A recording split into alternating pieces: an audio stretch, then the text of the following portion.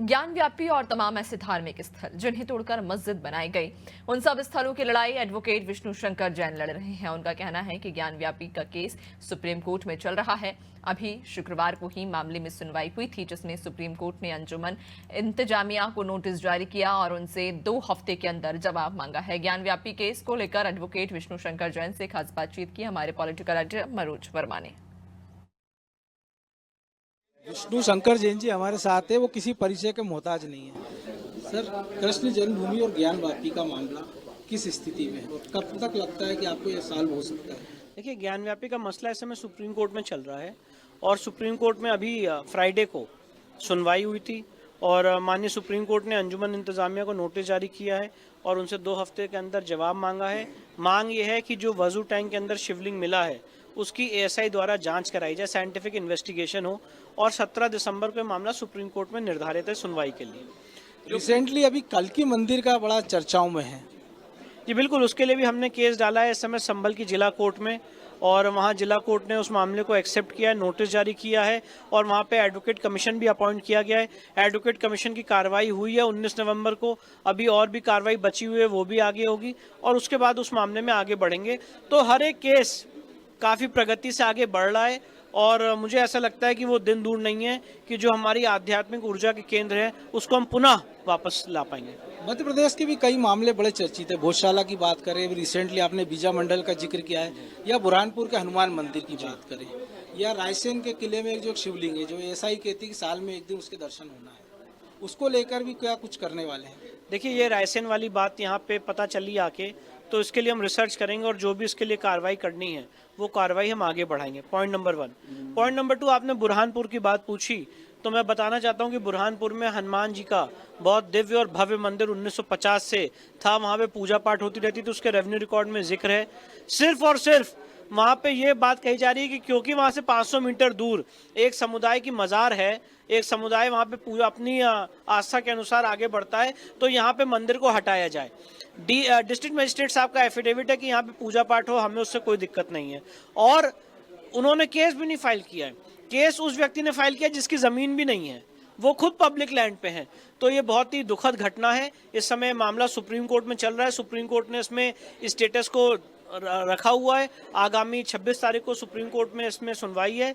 तो बुरहानपुर का ये मसला है। गौशाला का मसले में एएसआई सर्वे हो चुका है 98 डेज का और सर्वे की रिपोर्ट आ चुकी है। सुप्रीम कोर्ट ने अभी इंदौर हाईकोर्ट की प्रोसीडिंग्स पे आगे बढ़ने पर रोक लगा रखी है, इसलिए वो मामला वहाँ पे रुका हुआ है। बीजा मंडल में हमारी रिसर्च हो चुकी है और वो केस हम ग्वालियर हाईकोर्ट में फाइल करने जा रहे हैं और जो उसके पूरे तथ्य और तर्क हैं वो हम ओपन करके रखेंगे। आपने आउट ऑफ कोर्ट सेटलमेंट से इनकार किया है, लेकिन क्या ऐसा संभव है कि अगर दूसरा पक्ष ज्ञानवापी और श्री कृष्ण जन्मभूमि से अपना दावा छोड़ दे तो बाकी केस वापस लेने पर विचार कर सकते हैं आप लोग?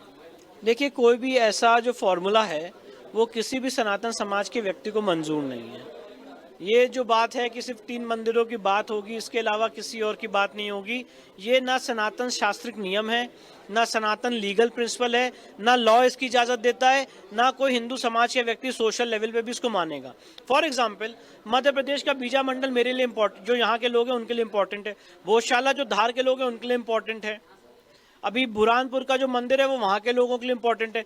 तो कोई व्यक्ति कैसे ये कह देगा कि ज्ञान व्यापी और मथुरा के बाद बाकी जगह बात नहीं होगी? सवाल तो ये पूछना चाहिए कि आपने कितने मंदिर तोड़े, और जितने मंदिर तोड़े गए हैं, मंदिर तोड़ के वहाँ पे नमाज पढ़ना या वहाँ पे मस्जिद बनाना, इस्लाम भी इसकी इजाज़त नहीं देता है, हिंदू शास्त्रिक लॉ भी इसकी इजाज़त नहीं देता है। तो सवाल ये पूछा क्यों जा रहा है, कहाँ तक जाएंगे?